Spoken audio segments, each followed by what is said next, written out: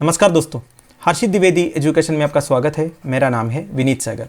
आज हम एनवायरनमेंट से रिलेटेड एक टॉपिक डिस्कस करेंगे। General studies paper 3 environment, biodiversity, conservation, ये सारी इश्यूज से आप ये पर्टिकुलर कंटेंट रिलेट कर सकते हो। उस हिसाब से आप नोट्स बना दीजिएगा, ठीक है।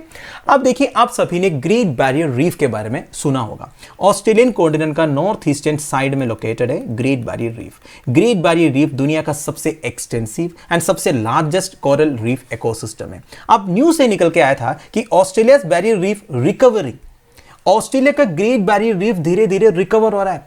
अब आप ये सोच रहे होंगे ऑस्ट्रेलिया का ग्रेट बैरियर रीफ को हुआ क्या था। लास्ट ईयर एक स्टडी रिपोर्ट पब्लिश हुआ था जिसमें से हमें ये पता चला कि great barrier reef had lost 50% of its coral population. Last 3 decades में ग्रेट बैरियर रीफ का 50% कोरल पॉपुलेशन ऑलरेडी डैमेज हो चुका है।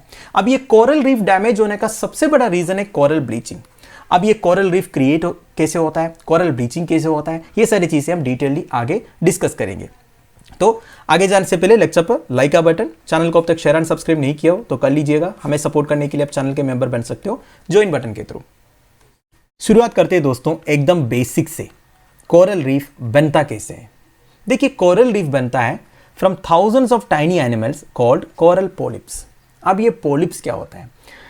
पॉलिप्स बेसिकली छोटे छोटे ऑर्गेनिजम्स है जो आपको सी के शालो एरिया में मिलेगा। शालो एरिया मतलब जहां डेप्थ बिल्कुल कम है, या फिर आप ऐसे बोल सकते हो जहां सनलाइट नीचे सी फ्लोर तक आराम से पहुंचते हैं ना, इसे आप शालो एरिया बोल सकते हो। तो इन शालो एरियाज में आपको ये पॉलिप्स मिलेगा। अब ये पॉलिप्स की स्पेशलिटी क्या है?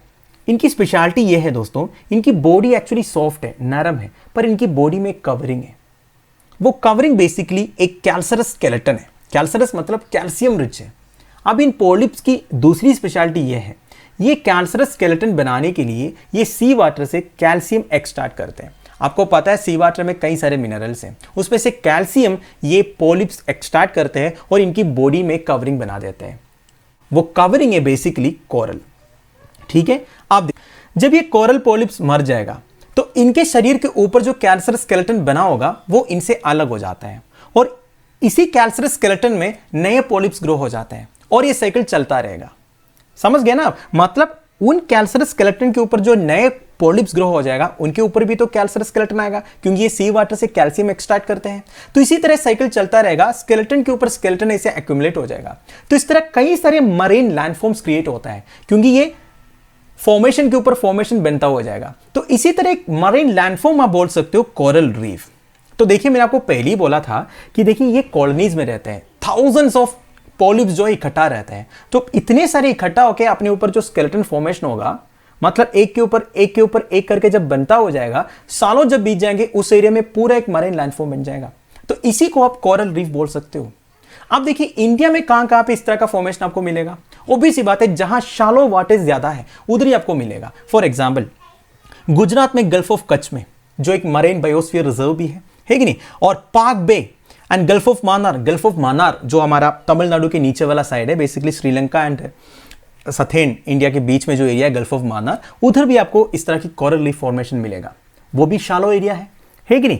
इसके अलावा भी है आइलैंड्स में, लक्षद्वीप आइलैंड के आसपास आपको कई सारे कोरल रीफ फॉर्मेशन मिलेगा। अंडमान एंड निकोबार आइलैंड्स में भी मिलेगा जो बे ऑफ बंगाल में है। तो ये सब एरिया में इंडियन सबकॉन्टिनेंट के आसपास क्या है? कोरल रीफ फॉर्मेशन है। ये मैप आप देख लीजिए, इसमें आपको गल्फ ऑफ कच्छ दिख रहा है, इधर गल्फ ऑफ मान्नार दिख रहा है, इधर आपको लक्षद्वीप दिख रहा है, इधर आपको अंडमान एंड निकोबार आइलैंड्स दिख रहे हैं। इन 4 एरियाज में आपको सबसे ज्यादा कोरल रीफ फॉर्मेशन मिलेगा इंडिया में। अब दोस्तों, what are the threats to coral ecosystem? देखिए, कोरल रीफ जो है दुनिया का one of the most diverse ecosystem है, पर अभी के हिसाब से one of the most threatened ecosystem भी है। साइंटिस्ट का कहना यह है 2050 तक 75% ऑफ कोरल रीफ इकोसिस्टम जो है वो क्रिटिकल कंडीशन में हो जाएगा। अब हम ये देखेंगे what are the major threats to coral ecosystem. सबसे इंपॉर्टेंट थ्रेट आप बोल सकते हो कोरल ब्लीचिंग, जो great barrier reef of Australia में भी हुआ था। देखिए, ब्लीचिंग मतलब पेलिंग ऑफ कोरल कलर है। कोरल का जो कलर है, देखिए अलग अलग कलर्स में आप कोरल रीफ देख सकते हो, ग्रीन, येलो, पिंक, ठीक है। ये जो कलर है धीरे धीरे पेल हो जाता है या फिर फेड हो जाता है, इसे आप कोरल ब्लीचिंग बोलते हैं। अब ये ब्लीचिंग होने का कारण क्या है? होता क्या है दोस्तों, ये जो कोरल रीफ के अंदर ज़ूक्सांथेल्ले का जो कॉन्सेंट्रेशन है या फिर डेंसिटी है, ये कम हो जाता है। अब आप ये सोच रहे होंगे ज़ूक्सांथेल्ले करता क्या है? देखिए दोस्तों, ये जो ज़ूज़ांगतले है ये बेसिकली माइक्रोस्कोपिक आल्गे है, एक टाइप ऑफ आल्गे है, छोटे छोटे आल्गे हैं। ये सनलाइट को कैप्चर करते हैं।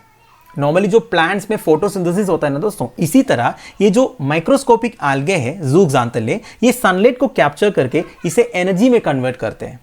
तो बेसिकली कोरल रीफ को एसेंशियल न्यूट्रिएंट्स ज़ूज़ांगतले से मिलता है।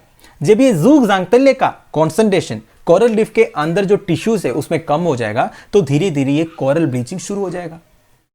अब आप ये देखिए, इसे आपको कोरल ब्लीचिंग के बारे में क्लैरिटी मिल जाएगा। देखिए 4 स्टेप में होता है ये। सबसे पहला स्टेप हेल्दी कोरल। एक हेल्दी कोरल में होता कैसा है, देखिए हेल्दी कोरल में कोरल एंड आल्गे जो है, आल्गे मतलब जो ज़ूज़ांगतले के बारे में मैंने आपको बोला था, ये सिम्बियोटिक रिलेशनशिप में रहता है। सिम्बियोटिक रिलेशनशिप क्या होता है, आपने बायोलॉजी में पढ़ा होगा। बेसिकली एक ऑर्गेनिज्म और दूसरे ऑर्गेनिज्म के बीच में एक रिलेशनशिप ऐसा बनता है, एक ऑर्गेनिज्म को सर्वाइव करने के लिए दूसरे ऑर्गेनिज्म की जरूरत होता है, इसे आप सिम्बियोटिक रिलेशनशिप बोलते हो। ये तो बेसिक है, आपको पता होनी चाहिए। अब कोरल एंड आल्गे के बीच में एक सिम्बियोटिक रिलेशनशिप रहता है एक हेल्दी कोरल के अंदर, ठीक है। बेसिकली ये जो आल्गे है ये सनलाइट को कैप्चर करके कोरल को जो न्यूट्रिएंट्स चाहिए, खाना चाहिए, वो प्रोवाइड करता है। एंड सेकेंड स्टेज में होता है स्ट्रेस्ड कोरल। स्ट्रेस्ड कोरल में कोरल के ऊपर थोड़ा बहुत स्ट्रेस आ जाएगा, मतलब काफी सारे प्रॉब्लम्स आ जाएगा, जिसकी वजह से ये जो सिम्बियोटिक रिलेशनशिप है ये कम हो जाएगा। अब ये प्रॉब्लम जो मैंने बोला ये हो सकता है इंक्रीज्ड ओशन टेम्परेचर, पोल्यूशन, इस तरह की जो एनवायरमेंटल इश्यूज है, इसकी वजह से कोरल एंड आल्गे के बीच में जो सिम्बियोटिक रिलेशनशिप है वो कम हो जाएगा। अब देखिए तीसरा स्टेप में ब्लीच्ड कोरल।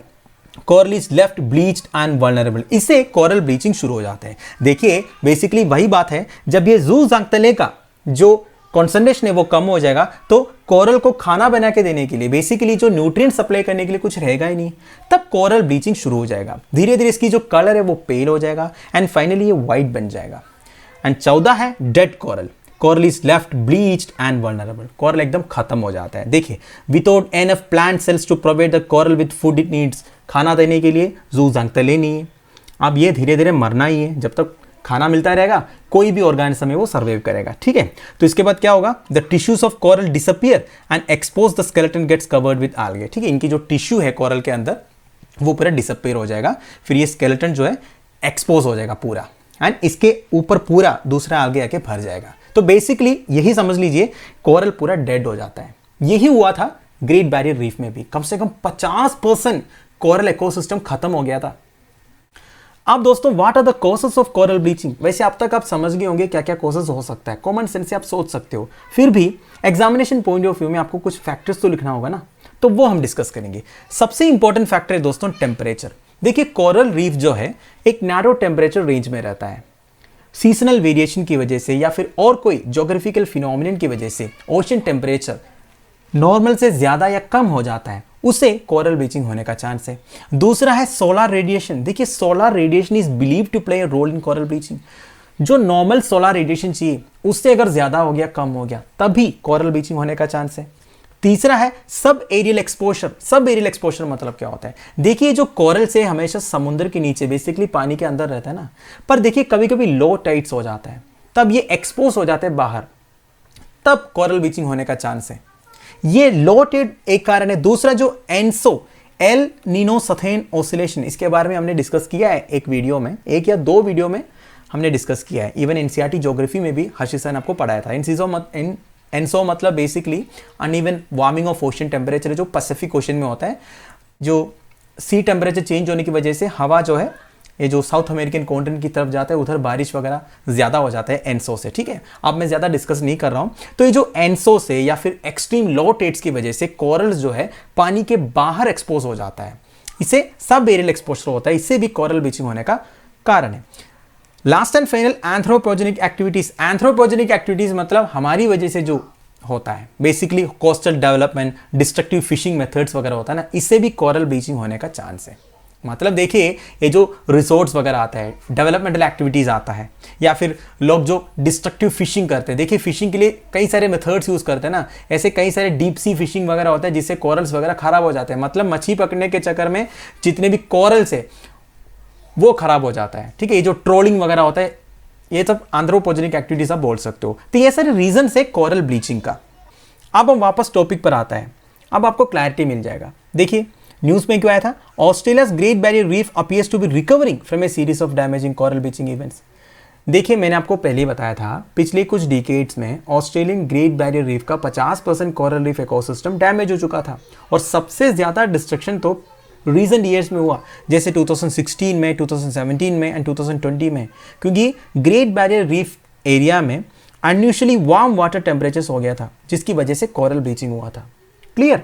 आप देखिए, एक अच्छा न्यूज़ आया है, क्योंकि नवंबर 23 को कुछ साइंटिस्ट ने यह डिस्कवर किया है कि off the coast of Queensland मतलब ऑस्ट्रेलिया का नॉर्थ ईस्टर्न एरिया है, जिसके पास में ये ग्रेट बैरियर रीफ है। तो ये ग्रेट बैरियर रीफ एरिया में coral began berthing billions of offspring, मतलब कोरल से नया नया ऑफस्प्रिंग मतलब नेक्स्ट जनरेशन आप बोल सकते हो, मतलब छोटे छोटे पॉलिप्स जो है वो बर्थ हुआ है। तो इसका मतलब यह है आने वाले कुछ सालों में नए नए कोरल्स बन जाएगा, मतलब जितना लॉस हो गया था ना वो अगेन रिक्रिएट होने का चांसेस है। तो इस तरह एक इवन नजर आया है पैसिफिक ओशन में, तो यही चांस है ये जो ग्रेट बैरियर रीफ है धीरे धीरे रिकवर हो जाएगा। तो इसलिए ये न्यूज में आया था। अब क्लियर हो गया आपको? तो ये न्यूज में आया है ग्रेट बैरियर रीफ, तो इसके बारे में सब कुछ आपने देख लिया, ठीक है। तो दोस्तों दैट्स एंड ऑफ इट। अब फाइनली ग्रेट बैरियर रीफ के बारे में और भी कुछ डिटेल्स है जो आपके लिए इंपॉर्टेंट है, वो भी बता के इस वीडियो को मैं फिनिश कर रहा हूँ। देखिए, ग्रेट बैरियर रीफ जो है दुनिया का most extensive and spectacular coral reef ecosystem है। इधर 2900 से ज्यादा इंडिविजुअल रीफ्स है एंड 900 कोरल आइलैंड्स भी है। इधर आप देख सकते हो ग्रेट बैरियर रीफ का लोकेशन। आप देखिए, ऑस्ट्रेलिया का नॉर्थ ईस्टर्न रीजन में है, इस एरिया को क्वींसलैंड बोलते हैं, ठीक है। ऑस्ट्रेलिया का नॉर्थ ईस्टर्न एक एरिया है क्वींसलैंड। आप देखिए, ग्रेट बैरियर रीफ की एक स्पेशलिटी ये है, ये आउटर स्पेस से दिखता है, मतलब आउटर स्पेस में अगर एस्ट्रोनॉट्स जाते हैं उनको ये ग्रेट बैरियर रीफ दिखता है। ये उतना बड़ा है और ये दुनिया का सबसे बड़ा सिंगल स्ट्रक्चर है मेड बाय लिविंग ऑर्गेनिजम्स, ठीक है। लिविंग ऑर्गेनिज्म से बनने वाला दुनिया का बिगेस्ट सिंगल स्ट्रक्चर है ग्रेट बैरियर रीफ, एंड इसको 1981 में वर्ल्ड हेरिटेज साइट करके सेलेक्ट किया था, ठीक है। तो दोस्तों that's end of it. I hope आपको थोड़ा बहुत सीखने को मिला होगा। इस तरह जब भी कोई एरिया या रीजन या स्ट्रक्चर्स न्यूज़ में आता है, इसके बारे में इस तरह डिटेली जानने की कोशिश हम करेंगे। तो लेक्चर की पीडीएफ एज यूजुअल आपको टेलीग्राम चैनल में मिल जाएगा, जिसका लिंक नीचे प्रोवाइडेड है। आप मुझे कमेंट बॉक्स में बता दीजिएगा आपको वीडियो कैसे लगा। Thank you for watching. Bye bye, have a nice day.